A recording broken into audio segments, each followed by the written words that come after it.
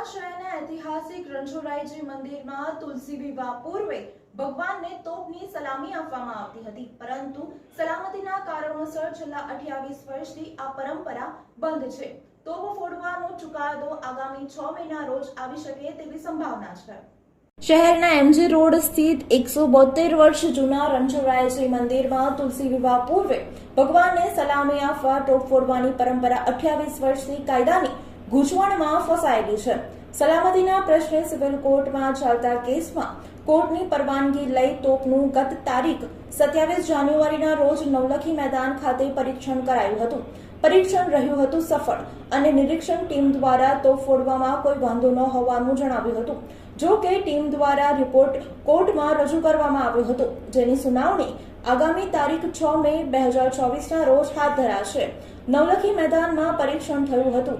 આ અંગે શ્રી રણછોડરાયજી મંદિરના પૂજારી જનાર્થ દવેએ કહ્યું કે પાલનપુરથી ખાસ દારૂગોળાને પેટીમાં લાવવામાં આવ્યો હતો. દારૂગોળાની ટીમ દ્વારા મધર પાર્ટના કપડામાં આ પાવડરને પેક કરી મૂકવામાં આવ્યો હતો, જેમાં 250 થી 300 ગ્રામ દારૂગોળો ઉપયોગમાં લેવાયો હતો. ત્યારબાદ તોપ ફોડવાઈ હતી. તોપ ફૂટીને દારૂગોળો કેટલે દૂર જઈ પડ્યો તેનું અંતર માપી પરીક્ષણ કરાયું હતું.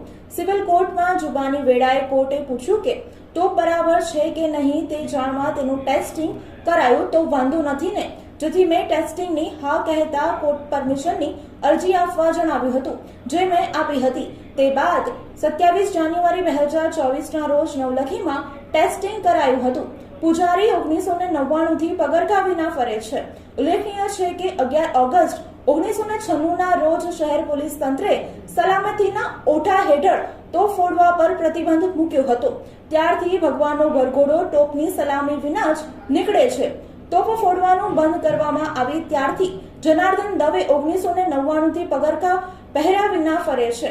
તેમણે પ્રણ લીધા છે કે દેવઉઠી એકાદશીએ રણછોડરાયજીના વરઘોડાને 11 તોપની સલામીની મંજૂરી નહીં આપે ત્યાં સુધી પગરખા નહીં પહેરવું.